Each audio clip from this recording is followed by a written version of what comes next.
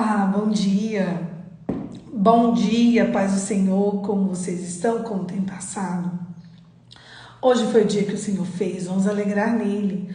Hoje nós vamos continuar o nosso devocional que a gente está acompanhando por esse livro do Ora Wisber, Palavras para Hoje, Novo Testamento. Vamos lá, vamos começar?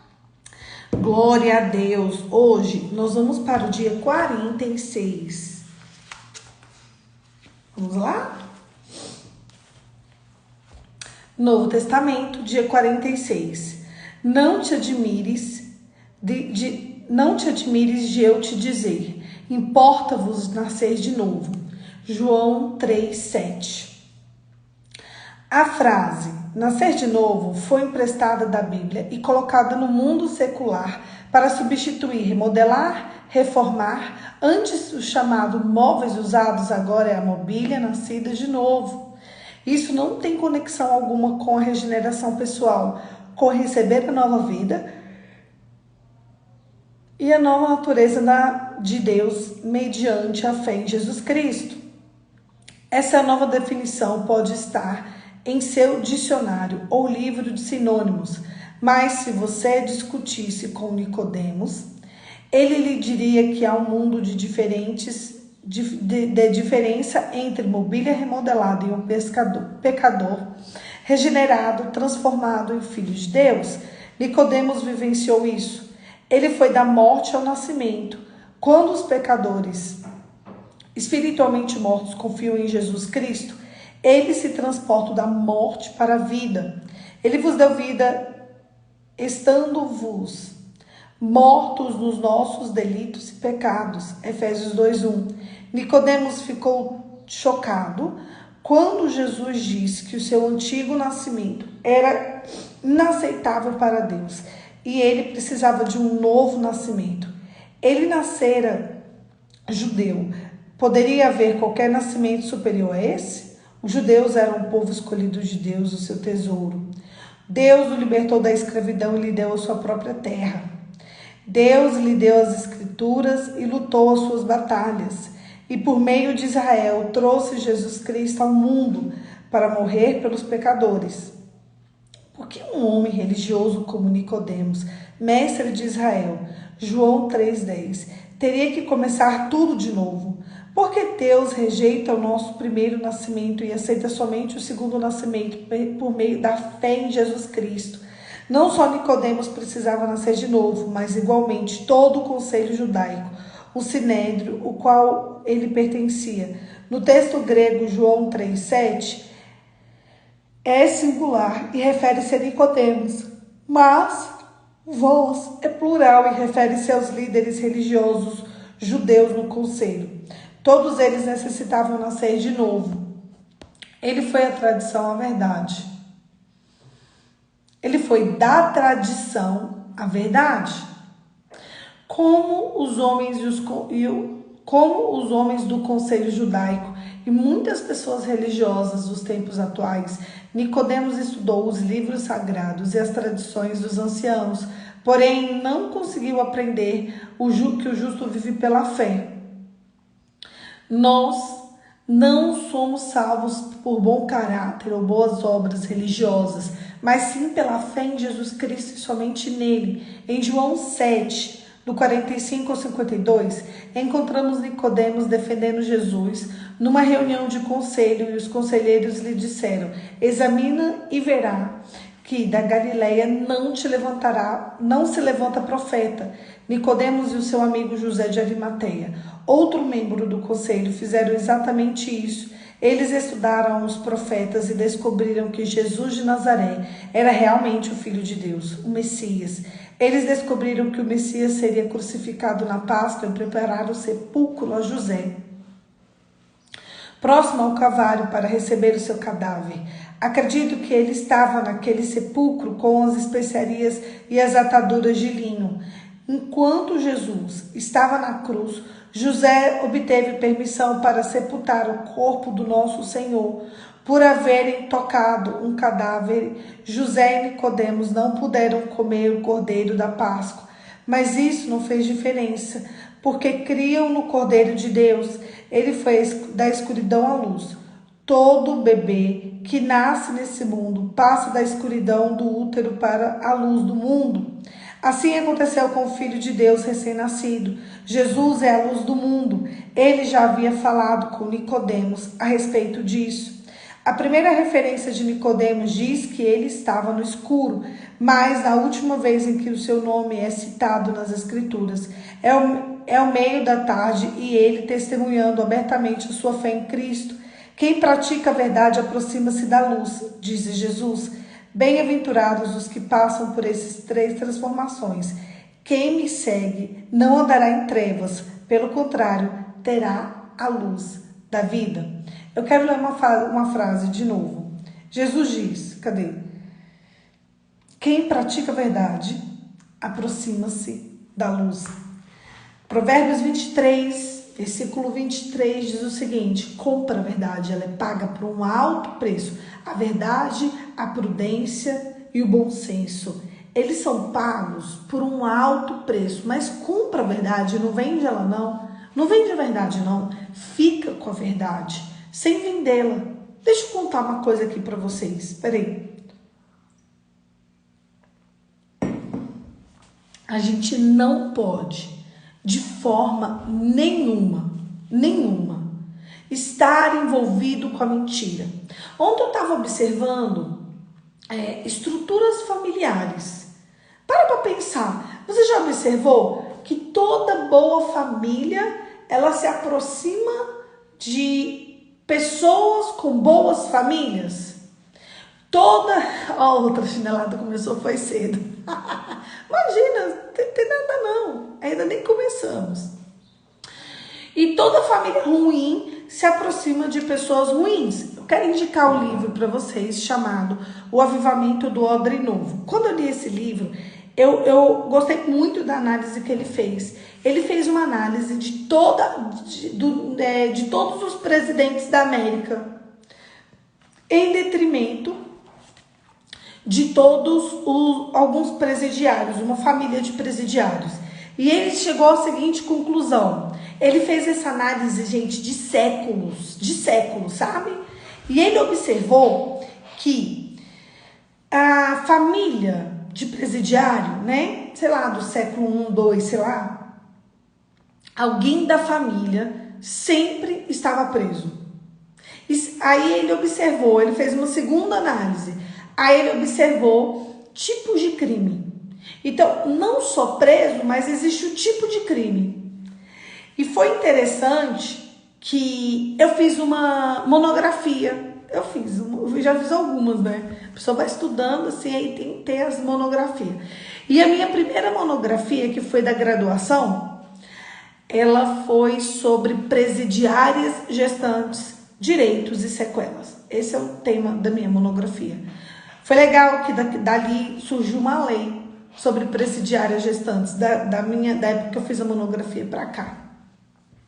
Na época que eu fiz minha monografia, não tinha nada falando sobre esse tema. Nada. Absolutamente nada. Hoje, né, vem uma lei.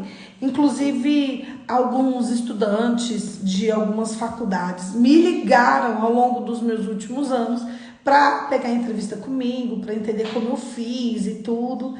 E então surgiu uma lei sobre presidiários gestantes. Que essa lei hoje que existe toda a abertura para ela ficar presa em prisão domiciliar, enfim. Mas, o que eu observei? Eu observei que no presídio, as meninas eram muito jovens. Na época, eu tinha 23 anos. Eu era a mais velha. A mais velha. Vocês acreditam nisso? Quando eu fui fazer minha monografia, gente, eu tinha 23 anos. A pessoa mais velha do presídio era eu. Não de todo o presídio, mas daquele núcleo de presas gestantes. A entrevistadora, que era eu, né? Eu fiz um vídeo, foi bem legal, sabe? Eu passei lá na minha monografia esse vídeo e tudo. Mas o que mais me chamou a atenção na época, isso aí pra mim foi um choque, eram meninas muito jovens, com o mesmo tipo de crime. E ainda tinha mais. A grande maioria delas tinha alguma familiar presa. A grande maioria delas. E o único tipo... Aí outra coisa. O único crime que aquelas mulheres tinham cometido era só um. Alguém sabe qual era? Vocês adivinham qual é o crime? E é interessante que a mãe estava presa por aquele crime.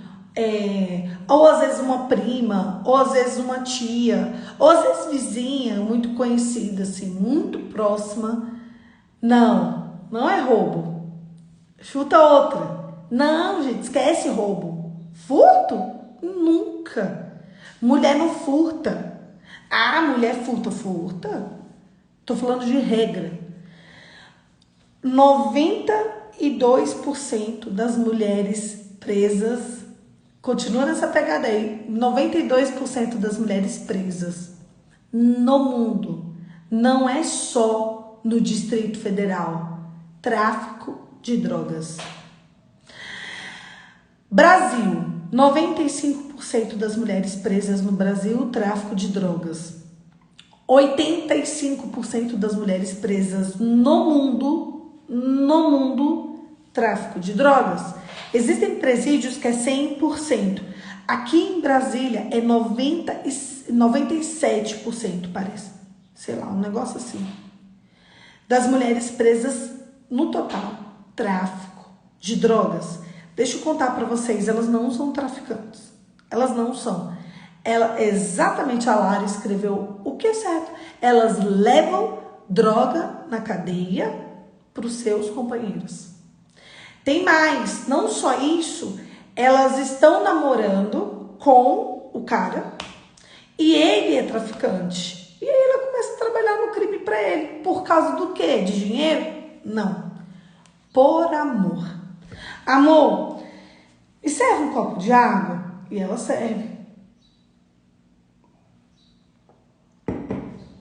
Amor, me serve um pratinho de refeição? A gente serve. Amor, pega isso aqui, leva ali, a gente leva. Imagina o cara, amor, vende isso aqui, ele pega ali isso aqui, entrega isso aqui ali pra mim, pega um dinheiro. Ela faz. Só que nessa brincadeira ela é pega. Então nós temos alguns tipos de situações. Primeiro ponto, quando elas são pegas fazendo tráfico mesmo, porque eles pedem, nunca é sobre dinheiro, tá? Elas pegam dinheirinho, elas vão, pega droga com ele, passa a droga pro cara e pega o dinheiro e entrega todo pra ele, gente. Isso aí não é sobre dinheiro. Esse é o primeiro tipo de mulher presa por droga. O segundo é que elas vão ter visita íntima. E aí, muitas delas enfiam droga dentro do nariz. Agora eu fico imaginando isso aqui, aí fica aqui, a droga. Se estoura, por isso que um monte de mulher morre. Estourou, acabou. Elas enfiam pelo nariz, pela boca, pela parte íntima. Aí,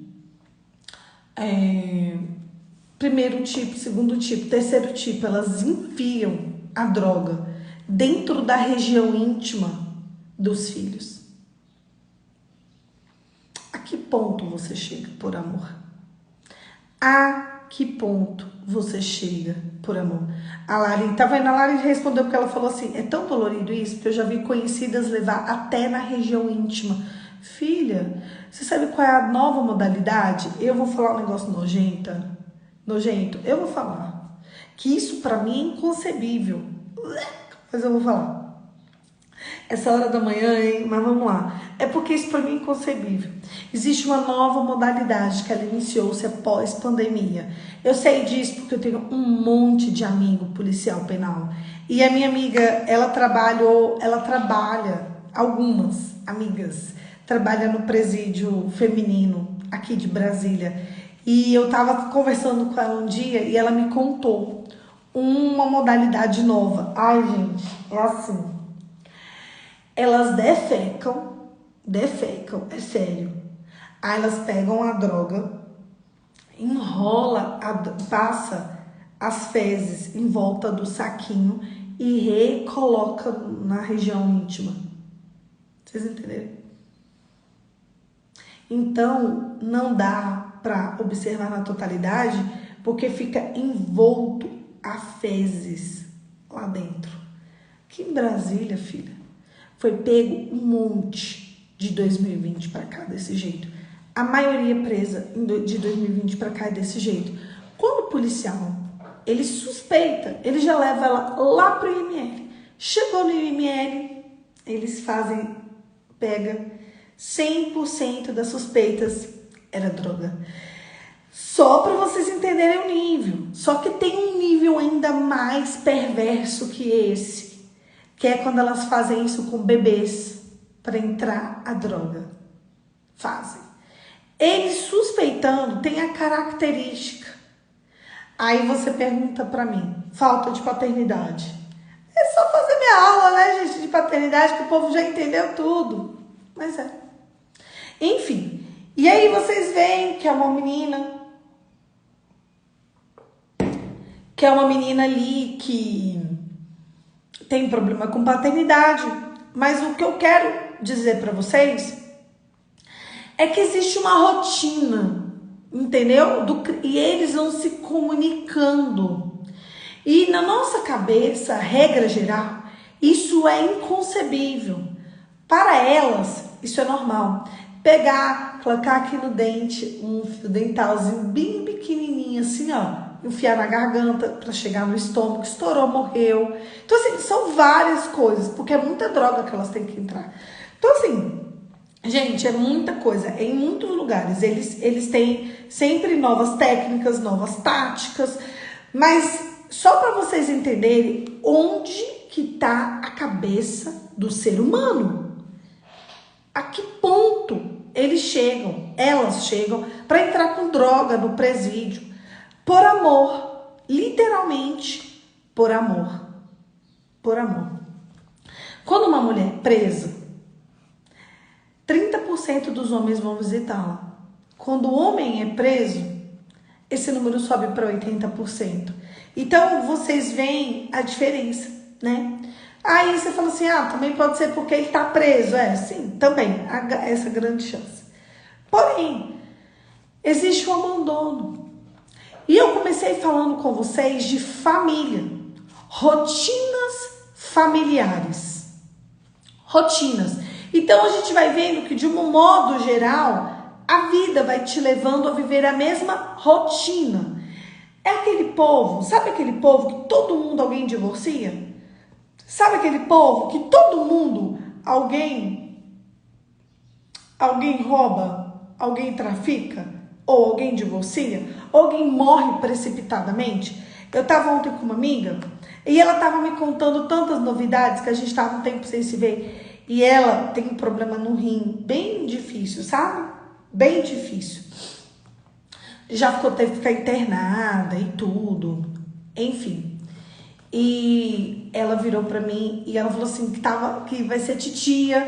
Eu falei, mulher, tu vai ser tia? Aí ela, vou, mulher, de uma menina. Eu falei, de uma menina? Ela, de uma menina, pode, glória a Deus. Tá toda feliz. Ela, meu Deus, eu vou acabar com essa menina. Eu vou encher ela de presente. Eu vou comprar laço, eu vou comprar roupa, eu vou comprar tudo pra essa menina. Eu falei, compra mesmo.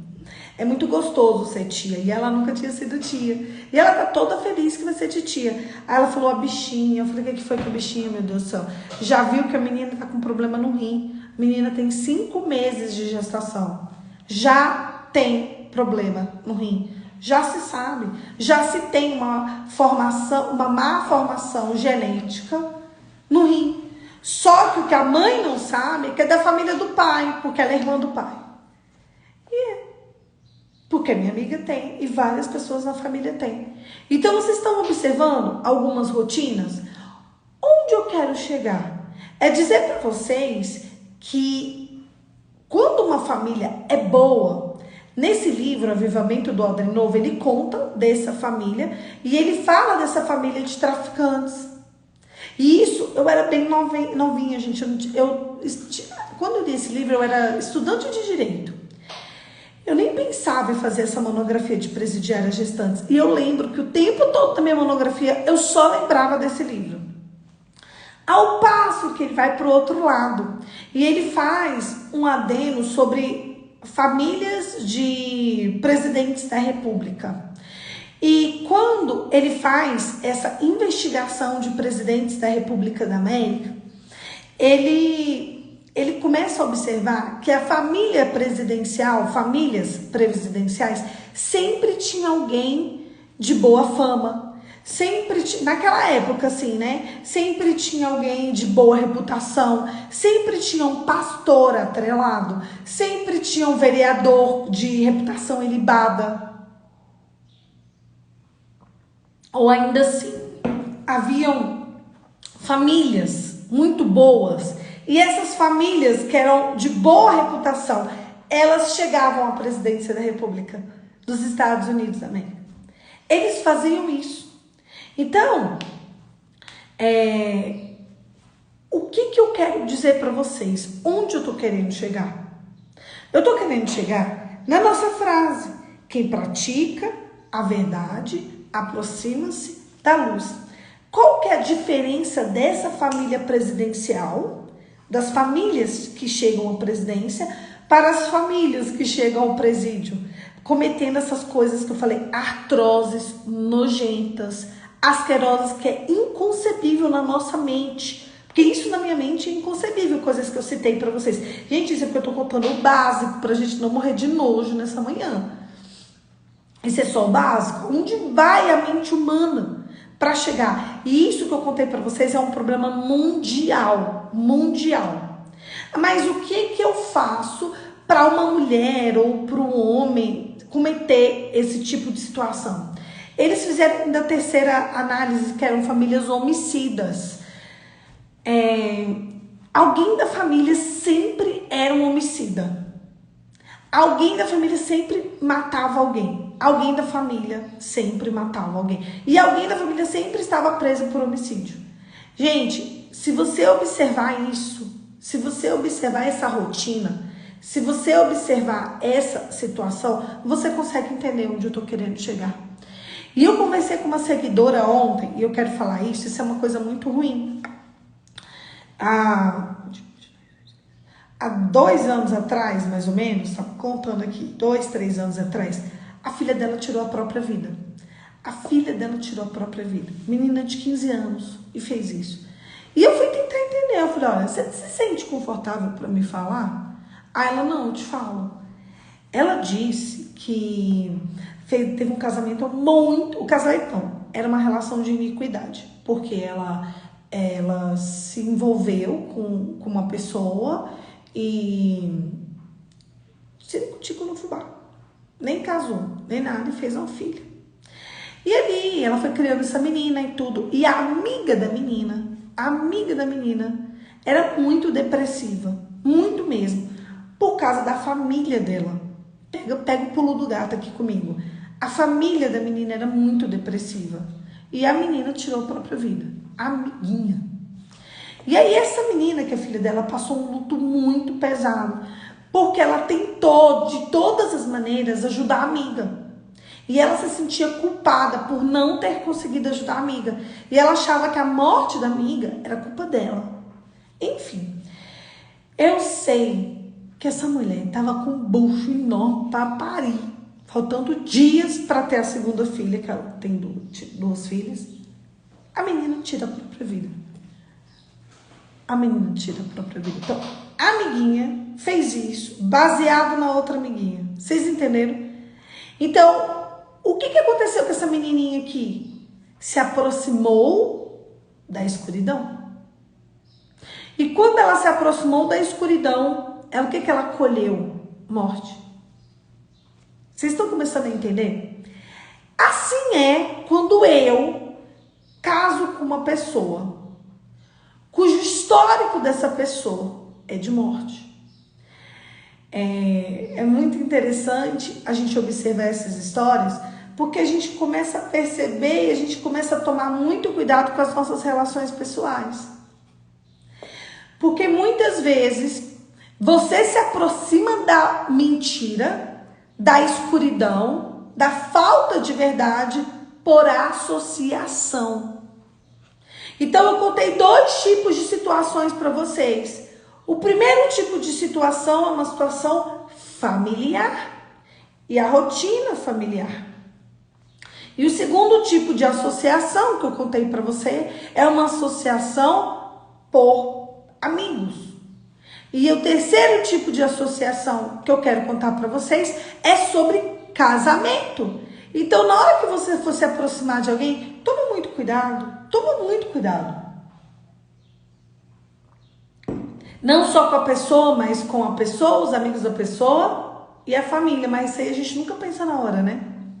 Porque isso daí, esses pontos vão ser os determinantes para o teu futuro. Porque quem pratica a verdade aproxima-se da luz. Quem são os amigos do seu cônjuge? Como que é a família dele ou dela? Ao passo que no livro também ele mostra essa associação quando as pessoas se unem a outro tipo de pessoas. Você precisa saber disso. Você precisa entender isso para entender a base da existência humana. Por que eu vou ser amiga dessa pessoa e não vou ser daquela ali? Nossa, aquela pessoa ali é tão legal, eu vou ser amiga dela, não vou ser. Por quê? O meio. Essa pessoa só fala coisa ruim, tudo dela é ruim.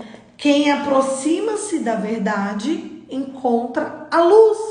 Tome muito cuidado. Tome muito cuidado. Eu vou ler aqui. Por isso que peço amigos santos para mim e para o meu futuro. Isso. Peça amigos santos. Quem pratica a verdade aproxima-se da luz. Nicodemos, ele vira para Jesus e fala: o que eu faço? Aí Jesus fala: não tem como ser filho de Deus sem nascer de novo. Nascer, como é que é? Aí ele fala: é da água e do Espírito. Então, quando Nicodemos ele se aproxima de Jesus, qual é a primeira coisa que Nicodemos faz? Aproxima-se da verdade. Quando Nicodemos, que era judeu, gente, ele era bem posicionado. Ele não precisava disso, vocês entendem? Só que ele entendeu, ali em Cristo está a verdade. Então eu quero nascer de novo. Você carrega o nome da família. Se você nascer de novo, você vai carregar o nome da família de Deus. Às vezes a mulher fala assim para mim: ai, meu marido era um homem bom e tudo, e ele desviou, não sei o quê. Aí eu falei: eu tô orando pela libertação. Eu falei: ele nunca foi salvo. Porque os salvos se aproximam dos salvos. Ele não tem como misturar luz e trevas. Ele não quer nem papo com trevas. O teu marido não tem salvação. E você que tá orando por causa de libertação de marido, tá tudo errado. Libertação é para você que é filho. Libertação é para mim que sou filha. Todos os dias, eu, Poliana, preciso de libertação. Todos os dias, você precisa de libertação. Teu marido não. Ele precisa de salvação. E as pessoas, elas simplesmente não entendem isso. Sabe por que elas não entendem isso? Porque o impacto de Jesus está voltando, foi retirado da sociedade. E não é isso. A gente precisa retomar essa urgência no nosso coração. A gente precisa retomar porque Jesus está voltando. Imagina se ele morre sem Jesus. Para onde que ele vai? É muito sério. A tua esposa, querido, ela não precisa de libertação. Ela precisa de salvação. Então você precisa fazer como os antigos. Volta ao início. Volta ao início de tudo. Volta aqui. Eu quero ler aqui. Eu estava falando ontem com uma amiga e eu pedi a Deus para limpar a minha vida de gente que nunca pensei desapareceu. É isso.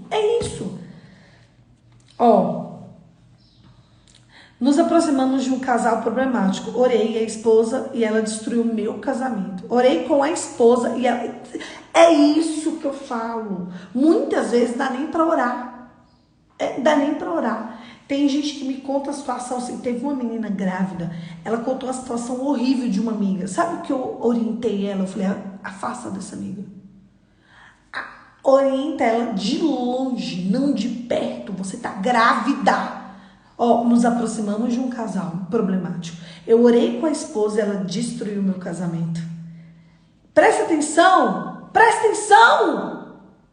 Isso é muito real. Vocês entenderam o que eu tô querendo dizer? Essa mulher teve o casamento dela destruído. Porque ela permitiu-se entrar. Você sabia se você era espiritualmente forte o suficiente para apoiar essa mulher? Presta atenção, quando você vê alguém que tem muito problema, você orienta essa pessoa a buscar um pastor, você dá os seminários, você indica, sei lá, olha, aqui, vai nesse Moriá, tem Moriá individual, Moriá para casais, você fala assim, aqui, esses pastores, porque ela tem que buscar, não é, sabe qual é o nosso grave problema? O nosso grave problema é que a gente acha que é porque a gente é crente, a gente é o crentão da paróquia. Não é, não é. As pessoas viram pra mim, eu recebo todos os dias, pedido para poder confessar pecados horríveis. Eu não aceito. Sabe por que eu não aceito? Porque eu vou receber confissão de pecados dos meus discípulos, das minhas discípulas. Que eu tenho autoridade espiritual. O que eu faço? Procuro um pastor. Não confio em nenhum pastor, só confio em você. Falo, gente, mas vocês têm que achar. Eu não posso entrar, eu sei. E eu lá sei. Não é assim que a gente faz. Outra, misericórdia, aproximar demais de escuridão, até para ajudar você contamina com as trevas. Isso, você sabe se você tem... Tinha uma seguidora minha que ela estava muito depressiva e eu descobri que ela estava ajudando uma outra amiga em fé. Eu falei, para. Você vai abençoar, lançar palavras proféticas sobre ela e indicar caminho. Ela é adulta, ela tem que fazer a busca. Sabe qual é o grave problema da gente? A gente acha que a gente vai carregar os outros. Ninguém é Moisés, não. O véu já foi rasgado. Pelo amor de Deus. Aí agora tem gente aqui no deserto porque deixou. Existem pastores que têm equipes pastorais que fazem atendimento e eu sempre mando para esses pastores. Pelo amor de Deus. Olha aqui, devo orar pela conversão dele. Éramos da igreja, trabalhávamos com adolescente. Você tem que orar pela salvação dele. Ele não tem salvação. Sabe por quê? Porque uma pessoa com salvação, olha, se ele tivesse salvação, ele teria tido discernimento de nem se aproximar desse casal. Vocês entenderam? Outra, pega a água para não parar. Gente, eu vou ter que parar já, acabou a água. Vocês estão começando a entender? Vocês estão começando? Eu vou ler aqui. Polly, você foi usada por Deus, marquei um almoço hoje com uma amiga. Assim que ela tá com muitos problemas e não quer saber de Jesus. Não, você vai para esse almoço. Como uma amiga, você vai ouvi-la. Se ela realmente não quiser, você vai indicar o caminho. Você não vai viver por ela esse problema. Porque você acaba atraindo esse problema para você. Você está forte, suficiente para poder carregar esse problema dela nas costas dela. Porque uma seguidora minha aqui, acabou de dizer para você e você viu. Você leu? Eu tô lendo o comentário. Que ela foi fazer isso para uma mulher e a mulher destruiu o casamento dela.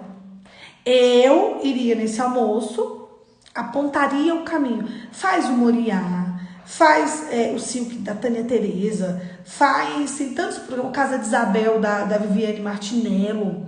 Ela pode fazer tudo isso. Nem o exemplo da menina que se matou para ajudar a amiga, não deu conta ainda, se culpou. Pois é, tudo faz sentido na nossa vida. Preciso orar pela salvação do meu marido. É a salvação. Gente, foco está na salvação. O foco está na salvação. Ela diz que não quer mais saber nem de igreja, nem de Jesus. Aí você vai lá, apresenta o cristianismo, mas não entra dentro da vida dela, não. Não entra. Polly, meu esposo é batizado, mas hoje está desviado. No adultério, devorar por salvação, libertação, salvação. Ele não é salvo. O batismo dele foi um banhozinho de piscina, bem gostoso, bem geladinho. Vamos lá. Como é importante conhecer a palavra de Deus. É a salvação. A gente tem que clamar, gemer pela salvação de pessoas. Porque as pessoas se aproximam das trevas Porque elas não são salvas. Vamos lá. Um cara que adultera, uma mulher que adultera, uma pessoa que vende droga, que usa droga, sei lá, que rouba, que mente, que furta. Pai da mentira é o diabo. A pessoa que mente, ela tem salvação? Não. Ela está se aproximando de quem? O pai dela. Adultério. Imoralidade sexual. A pessoa que comete imoralidade sexual, ela se aproxima da verdade ou da mentira? Da mentira. Quem é o pai da mentira? O diabo. A pessoa que rouba, ela tira o que é do outro. Ela se aproxima de quem? Do pai da mentira ou da verdade? Da mentira. Vocês entendem? A pessoa que comete esses tipos de pecados, ela está se aproximando do pai da mentira. E eu vou pegar um pulo do gato aqui para vocês. Comida. Comida! Comida! Gálatas 5,19 fala sobre os frutos da carne e os frutos do espírito. E uma pessoa glutônata, ela se aproxima dos frutos da carne. Então, para pensar. A comida é a porta de entrada para muitos outros pecados. Presta atenção em mim, gente. Presta atenção em mim. Você quer, Poliana, como que eu mudo o meu meio? Muda você. Muda você. Por que vocês acham que eu... Olha pra mim. Por que vocês acham que eu pego pesado com vocês? A gente faz jejum anual. A gente... Sim. A gente fica fazendo propósitos. A gente tira doce. Eu tiro os doces. Quando eu chego nos grupos que eu dou aula, o pessoal fala, meu Deus, como agora a comida tem outro paladar. Eu falo, A gente tira doce, a gente tira refeições. Nossa, é legal demais. Por quê? A comida é a porta de entrada, a portinha de entrada para outros pecados. E aí o pessoal fala assim, grávida, não pode jejuar. Comigo, grávida, jejua. Como? Como? Sim. Grávida comigo tira leite, grávida comigo tira café, grávida comigo tira doce, grávida comigo tira pão, muitas vezes tira arroz. Pode jejuar, o que não vai ficar sem comer, o que é importante para ela. Não pode passar vontade. Pode passar vontade, sim. Grávida comigo não termina a gestação a bola, não termina. Se tá, com a gente nos jejuns. É muito sério, é muito sério. Presta atenção, o jejum, ele é a porta de entrada, ele é a porta de entrada para o discernimento. O jejum é a porta de entrada para o discernimento. Eu preciso que vocês entendam isso. Eu preciso que vocês comecem a ser mais espirituais. Começa a jejuar por discernimento. Que aí sim, imagina, se esse marido da seguidora estivesse jejuando e ela também por discernimento, eles nunca tinham se aproximado tão intimamente desse casal, a ponto do casal estar com o casamento destruído e destruiu deles também.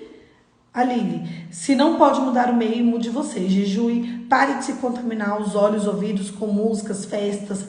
Você se limpa, é isso. Como exceção de comida, deixasse a gente embriagado. É isso.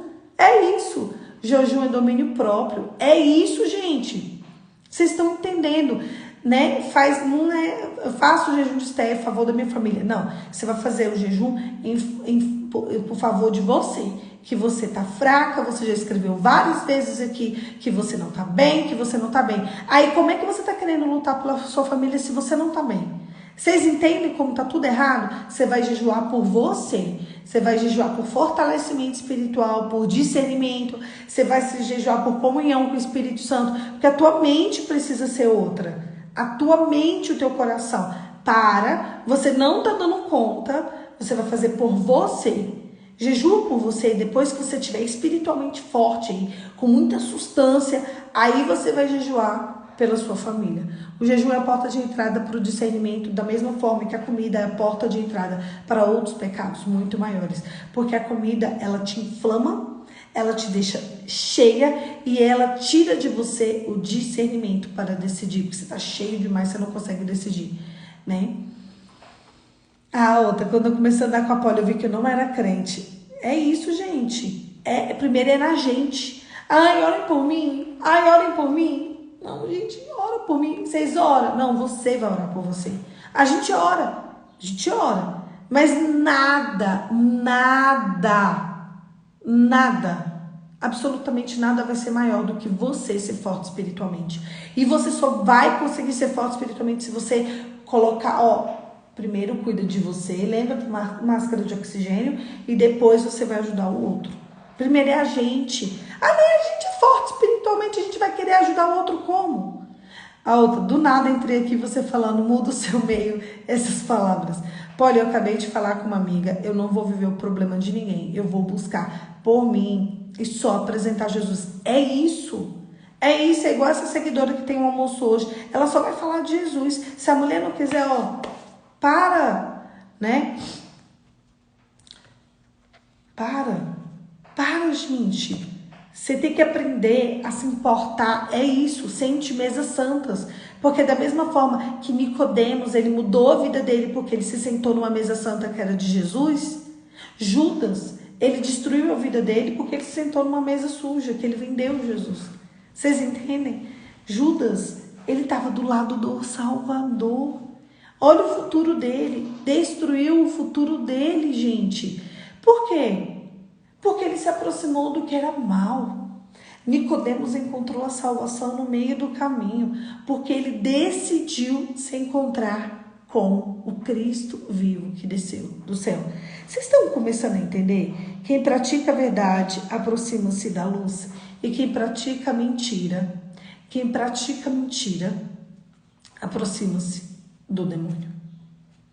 Então, comece a andar com pessoas que praticam a verdade. Porque um exemplo, vai que você tá todo esculhambada, sua família tá toda esculhambada, tá tudo muito ruim.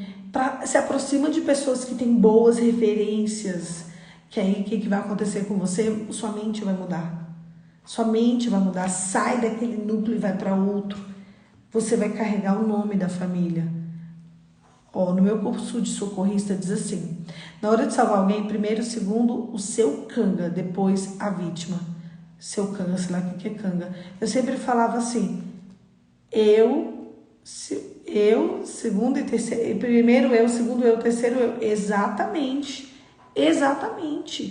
Aí você vai cuidar da sua saúde mental, você vai cuidar da sua vida espiritual, você vai cuidar, aí você pode transbordar. O povo quer transbordar vazio. Você não pode transbordar em ninguém vazio. Não usem do evangelho negligentemente. Sejam muito cautelosos em viver a palavra. Sejam muito cautelosos. A gente não pode simplesmente achar que a gente pode ir sem estar muito cheio. Primeiro você se enche, depois você transborda. Feche seus olhos e vamos orar? Pai, em nome de Jesus, nos aproxima da verdade. Nos santifica na verdade. Porque se a gente aproximar da verdade, a gente está pertinho de Jesus. É isso. Isso é a nossa intenção. Estar pertinho de Jesus. Nos leva, Pai, para perto do Pai, do Filho e do Espírito Santo. A gente sabe que o caminho para se chegar a Deus é Jesus. Por isso, nessa manhã, nós engrandecemos o Teu santo nome e te pedimos, Senhor, nos aproxima do trono de Deus, nos leve às câmaras de amor para que a gente possa desfrutar da Tua presença. Santifica a nossa vida e nos aproxime da salvação. Senhor, que nós possamos apresentar a salvação para as pessoas. Em nome de Jesus. Amém. A salvação não caiu de moda. Salvação não caiu de moda. Salvação não caiu de moda. Salvação não caiu de moda. Salvação não caiu de moda. Escreve para mim no chat. É salvação, é salvação, é salvação. É salvação. Poliana, o que é tal pessoa? Salvação. Tal pessoa está fazendo tal coisa porque ela precisa de ser salva. Porque se ela for salva, a vida dela é transformada. Salvação. Salvação não caiu de moda. Amém? Vocês entenderam? Então, a coisa mais forte que você pode declarar na vida de alguém é salvação. Quando você vê essa pessoa comendo demais, então, sabe quando você vê uma pessoa muito acima do peso comendo demais? Ou quando você vê uma pessoa muito magra, mas comendo demais? Ou quando você vê uma pessoa mentindo, enganando, falando um monte de besteira, você pode declarar sobre ela salvação. É o mais importante, a porta de entrada do mundo espiritual. Salvação não caiu de moda. É a salvação que ela precisa. Ela não precisa de mais nada além de salvação. Essa pessoa, ela não tem o céu. Se a pessoa não tem o céu, ela não tem tudo. Tem um seguidor escrevendo assim: eu como demais. Eu posso te dar um conselho? Se você tem vontade, você pega o seu prato, deixa sempre 2 colheres. Você vai educar os seus olhos, tá? Sabe esse pratão que você faz?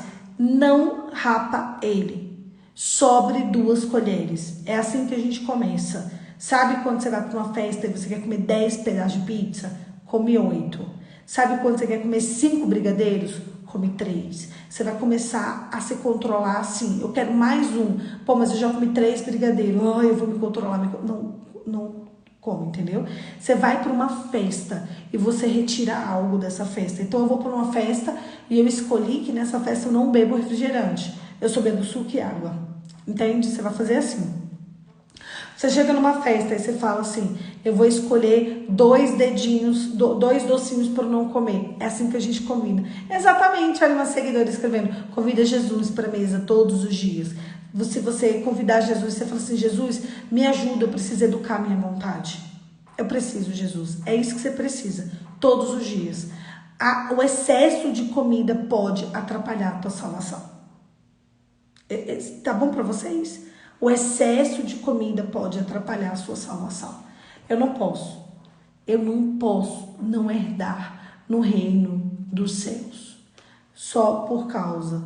Eu não posso. Olha só, a outra. Eu oro para o encontro dele, você ora por você. Primeiro ore por você. Você tá precisando muito. Vocês viram que ela só fica orando por ele? Por você que ela, gente, ela precisa cuidar dela. Ela não tá dando conta nem dela. Como é que ela quer o outro? Você não tá dando conta de você ainda, filha. Primeiro cuida de você. Primeiro cuida do seu coração.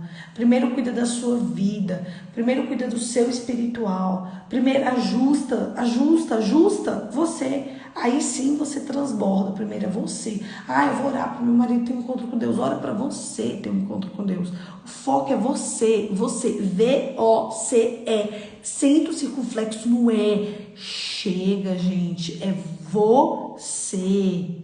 Você não tá, você tá perdida. Você tá deprimida. Você precisa de ajuda. O que é que você tá querendo ir no outro? Você viu o tempo todo você...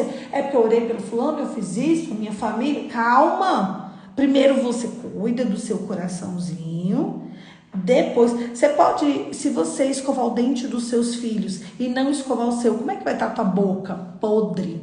É isso que está acontecendo com você. Pronto. Você está escovando o dente dos seus filhos. Você está escovando os dentes do seu marido e tua boca está podre. Cuida da tua boca. Você pode dar banho nos teus filhos e você ficar sem tomar banho? Não. Por quê? Porque você vai ficar fedendo. Podre. Então cuida da sua salvação. Cuida da sua vida. Cuida de você. Se fortaleça no Senhor e na força do teu poder. Cuida da sua vida espiritual. Cuida da sua vida secular. Cuida da sua alimentação.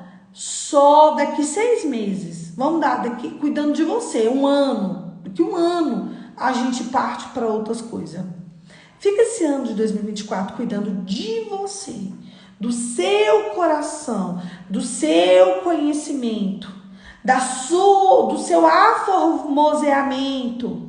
Da sua beleza, da sua roupa, dos lugares que você vai. Você chega, para. Você é importante. Porque se você não estiver bem, como é que você vai ajudar o outro? Não ajuda. Primeiro é a gente, depois a gente transborda. Depois, agora chega. Para. Você não está dando conta. Cuida da nossa vida. Você vê o outro fazendo negócio errado, cuida da sua vida. Seja você. A outra diz que eu sou terapia de graça, reforço espiritual, amiga que bate, dá chinelada. É isso. Amém? como nós já oramos, e a gente está fazendo isso essa semana, vamos profetizar? Quem está pronto? Vamos profetizar sobre o nosso 2024. Coloquei no meu coração que a gente iria profetizar todos os dias desse 2024, desse início de 2024. Nós estamos aqui hoje é o quê? 6 de janeiro de 2024. Quem está pronto para profetizar? Vamos lá, vamos começar? Eu quero declarar que esse ano vai ser um ano de abundância. Eu quero declarar que esse ano vai ser ano de salvação. Eu quero declarar sobre a minha vida, sobre a sua vida, que esse ano vai ser ano de portas abertas. Eu quero declarar, os passarinhos estão cantando, estão concordando com a gente aqui, que esse ano de 2026, olha, eu tô lá em 2026, né? Que esse ano de 2024 vai ser um ano em que a graça e o favor de Deus vai nos visitar, nós vamos beber do rio da bondade de Deus. Eu quero declarar que esse ano de 2024 vai ser o melhor ano das nossas vidas. Eu quero declarar que esse ano de 2024 ele vai ser um ano abundante. Não vai ter escassez, não vai faltar o pão na sua mesa todos os dias. Eu quero declarar sobre esse ano, que esse ano Deus vai resolver demandas antigas. Deus vai resolver demandas antigas. A boa, perfeita e agradável vontade de Deus vai te alcançar. Eu quero declarar sobre a sua vida, sobre a sua história. Eu quero declarar que ano de 2024 vai ser um ano em que as pessoas vão ver a manifestação do amor de Deus na tua vida. Nem você e nem eu, nenhuma de nós dois, nós não vamos nem conseguir explicar ponto a ponto. A gente só vai dizer, é que Deus fez. Como que aconteceu? Deus. Me explica como essa porta abriu. É Deus. Me explica como é que você restaurou teu casamento. Deus. Me explica como é que você casou. Deus. Me explica como que você engravidou. Você é com festa. Deus. Como é que você comprou esse apartamento? Deus. Como é que você comprou essa casa? Deus. Como é que você comprou esse carro? Deus. Como é que você está com essa vida financeira resolvida? Deus. Como é que você mudou de mesa? Eu quero declarar que as mesas na sua vida vão ser diferentes. Deus, Deus, Deus foi e sempre foi a mão de Deus. Nossa, você vivia doente. Como é que tá a saúde? Tá uma bênção. Por quê? Porque Deus mudou a minha sorte diante dos meus olhos. 2024 é um terreno abundante. 2024 é o Kairos de Deus. O Kairos chegou. Declara aí, o Kairos chegou. O tempo perfeito de Deus chegou na tua vida e na minha vida. Eu e você vamos beber do rio da bondade de Deus. Em nome de Jesus. Acorda de manhã e declara: esse foi o dia que o Senhor fez. Por isso que eu me alegro hoje. Hoje, o Kairos de Deus chegou na minha vida. O Kairos de Deus é esse ano. Esse ano é o tempo abundante, porque Deus vai fazer tudo o que eu não vivi. Você não tem experiências com Deus? Pois agora vai ter. Você não teve um encontro com Deus? Pois agora vai ter. Você não teve uma história marcada por Deus? Pois agora vai ter. Você vai ver o que a mão humana não conseguiria fazer. Olha, me explica como que você saiu desse lugar e foi para outro lugar. Então, é que a salvação, você só vai falar assim, é que a salvação, Kairos, salvação, vida abundante, salvação vai chegar na tua casa. Porque quando a salvação chega, gente, tudo muda. Salvação chegou, tudo mudou. A salvação vai entrar dentro da tua casa, ela nunca mais vai sair da tua parentela, em nome de Jesus. Amém? Um beijo, Deus te abençoe e até amanhã. Amanhã, 5h45, eu tô aqui pra gente continuar esse devocional, que ele é meu, ele é seu, ele é nosso. Eita, até esquentei. Mas ele é de Jesus. E é por causa do nosso advogado fiel, Jesus, que nós estamos aqui todo santo dia. Deus abençoe. Deus abençoe. Não deixe de profetizar que o ano de 2024 vai ser extraordinário.